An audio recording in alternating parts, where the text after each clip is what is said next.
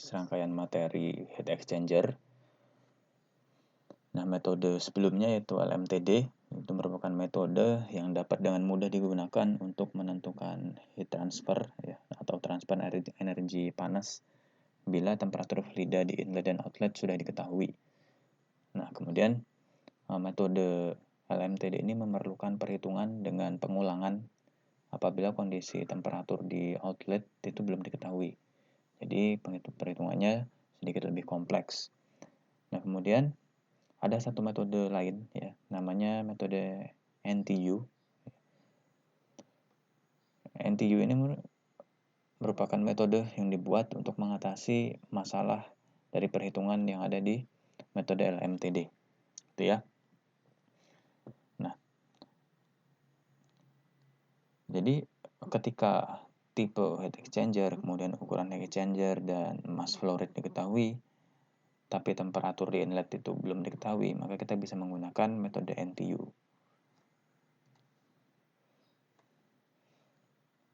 Di metode NTU ini kita mengenal suatu besaran baru yang namanya effectiveness. Effectiveness ini sangat penting kita gunakan untuk menghitung nilai Q atau transfer energi panas. Jadi effectiveness itu merupakan perbandingan antara perpindahan panas aktual dengan perpindahan panas secara teoritis ya. Tuh. Jadi ini adalah rumus untuk menghitung perpindahan panas secara aktual, Mt delta T. Di sini ada dotnya, berarti aliran massa per detik, ya, kilogram per second. Kemudian ini kapasitas dari panas, ya, kalau dikalikan MC menghasilkan heat capacity. Di sini C-nya besar. Kalau C-nya kecil berarti panas jenis, ya, kalor jenis. Oke.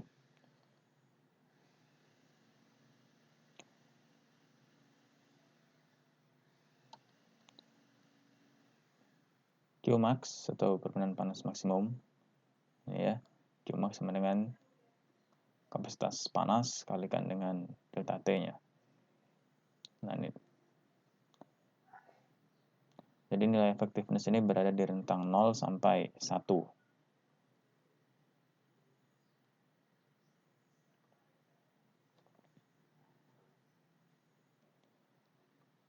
Nah, jadi effectiveness itu sendiri kaitannya dengan number of transfer unit ya. Metode NTU tadi merupakan kepanjangan dari number of transfer unit. Nah, kita lihat di sini effectiveness sama dengan fungsi dari NTU dan juga rasio dari heat capacity. NTU adalah parameter tak berdimensi ya, yang pada prinsipnya proporsional dengan luas permukaan heat exchanger. Makin besar NTU berarti makin besar pula ukuran heat exchanger-nya.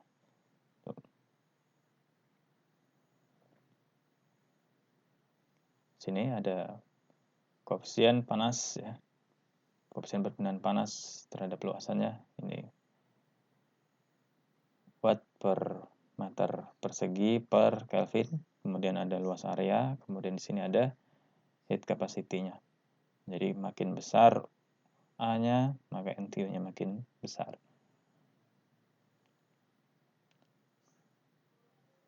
Nah, kemudian effectiveness ini untuk beberapa jenis tipe heat exchanger dia memiliki rumus yang beda-beda. Makanya kita tuliskan dalam bentuk tabel ini. Tergantung apa jenis heat exchanger-nya. Double pipe, apakah dia paralel atau counterflow. Apabila heat exchanger cell and tube, misalkan dia one cell pass atau 2, 4 atau berapa tube pass itu. Nah, ini. Jadi hubungan efektivitasnya untuk mencari effectiveness kita bisa hitung dengan rumus yang sesuai untuk jenis heat exchanger-nya. Nah, tapi yang perlu diingat adalah tabel ini dipakai untuk menentukan effectiveness jika NTU-nya sudah diketahui. NTU tadi apa? Ya, NTU tadi ini ya.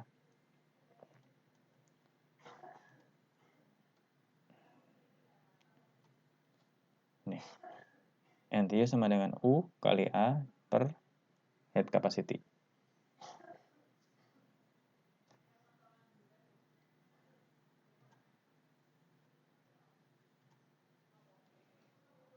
Kemudian hubungan antara effectiveness dengan NTU ya, number transfer unit, NTU number transfer unit, ini juga diberikan dalam bentuk grafik ya. Ini grafik yang ditemukan oleh Kais and London.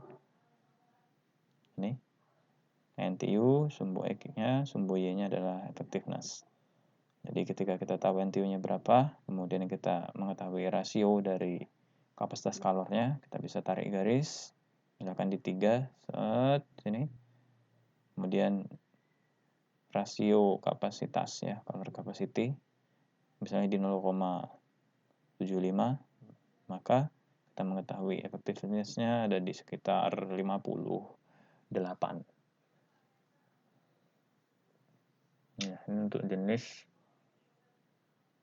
cell fluid ya, dengan aliran paralel. Tube fluid dan cell fluid dengan aliran paralel. Ini searah nih. Kemudian yang counterflow ini juga memiliki tabel tersendiri. Jadi nanti kalau ada pertanyaan, apabila luasnya diketahui, kemudian nilai koefisien perpindahan panas pada permukaan tertentu, dan nilai C minimalnya diketahui, Anda bisa mencari nilai effectiveness-nya.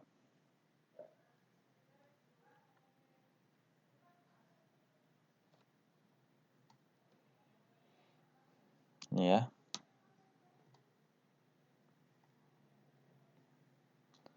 Kalau heat capacity rasionya itu sama dengan 0, maka yang Anda gunakan adalah rumus effectiveness sama dengan 1 min eksponensial dari minus NTU-nya. Jadi ini untuk semua heat exchanger. Ya, kalau tadi kan berdasarkan tabel, case by case. Kalau ini dengan syarat heat capacity rasionya C sama dengan 0, maka berlaku persamaan ini.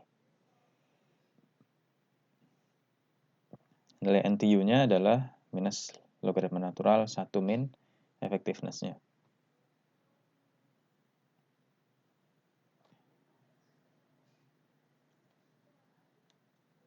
Kemudian untuk NTU dan heat capacity ratio tertentu, counterflow heat exchanger mempunyai effectiveness tertinggi. Ya. Jadi counterflow, jadi aliran yang berlawanan tadi, dia memiliki effectiveness tertinggi. Sedangkan parallel flow, jenis heat exchanger parallel flow memiliki effectiveness terendah. Untuk NTU dan heat capacity ratio tertentu. Nih, ini counterflow.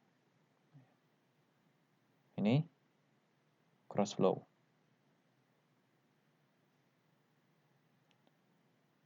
Ini yang parallel flow.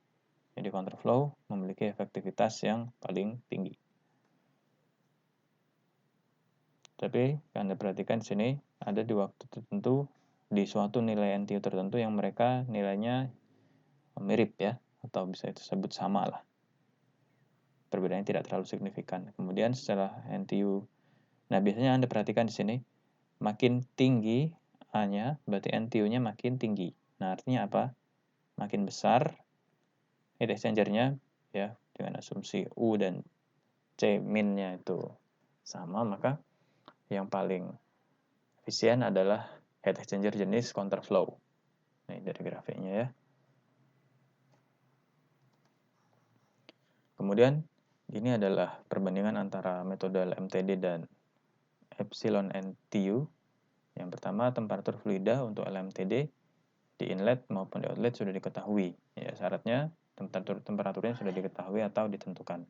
Kalau NTU, dia memiliki syarat mass flow rate, ukuran dan tipe heat exchanger sudah diketahui. Tapi yang bagian input atau inlet temperatur itu belum diketahui. Kalau LMTD method, perbedaan yang selanjutnya adalah mendesain atau memilih heat exchanger yang sesuai dengan untuk kondisi temperatur yang sudah diketahui. Atau dengan kata lain, itu menentukan ukuran heat exchanger. Digunakan untuk menentukan ukuran heat exchanger. Kalau epsilon NTU method itu digunakan untuk menentukan temperatur outlet dari tipe dan ukuran heat exchanger tertentu. Kemudian berikut ini merupakan faktor-faktor yang perlu dipertimbangkan dalam pemilihan heat exchanger atau alat penukar kalor ya. Yang pertama adalah heat transfer rate. Ya, heat transfer rate merupakan faktor yang sangat penting, ya, merupakan utama ya, salah satu faktor utama. Jadi heat exchanger tersebut itu harus memiliki heat transfer rate yang sesuai untuk temperatur inlet dan outlet tertentu. Nah, jadi nilai heat transfer rate ini perlu Anda perhatikan gitu ya sebelum memilih heat exchanger. Kemudian selain itu batasan lain yang perlu Anda pertimbangkan adalah tentang cost ya atau harga heat exchanger termasuk biaya instalasi, biaya operasional, kemudian biaya perawatannya. Selain itu juga ada yang ketiga ini ada pumping power ya. Daya yang diperlukan oleh pompa ya untuk mensuplai fluida ke dalam heat exchanger-nya itu juga perlu Anda perhatikan. Dan juga ini ada fans ya, ada kipasnya juga perlu diperhatikan. Ini masuk ke dalam satu unit pumping power. Kemudian ukuran ya, ukuran dan bobotnya itu juga menjadi pertimbangan dalam pemilihan heat exchanger. Selain itu, tipe heat exchanger ini tergantung pada fluida yang dipakai terkait dengan ukuran maupun berat yang dikehendaki. Pendinginan cairan dengan gas, kemudian surface area atau luas permukaan pada yang ada pada gas itu harus jauh lebih luas daripada yang kontak dengan cairan, gitu ya. Poin ketiga untuk tipe heat exchanger di sini pendinginan cairan dengan cairan ini cocok apabila menggunakan tipe heat exchanger yang plate ya, maupun tube cell heat exchanger, cairan dengan cairan. Tuh. Kemudian untuk jenis materialnya, pemilihan material untuk heat exchanger harus memperhatikan sifat thermal material. Misalkan pemuaiannya ya atau thermal expansion maupun sifat fisiknya. Seperti ketahanan korosi ya. Ketahanan terhadap tegangan ya. Oke, jadi demikian materi ketiga untuk heat exchanger ya. Ini merupakan ya gambaran umum ya tentang heat exchanger ya. Jadi apabila ingin lebih detail silakan ambil mata kuliah heat exchanger atau Anda bisa pelajari lebih dalam di kursus-kursus ya ataupun di buku tentang heat exchanger atau mesin penukar kalor. Oke, demikian video kali ini, semoga bermanfaat dan selamat belajar.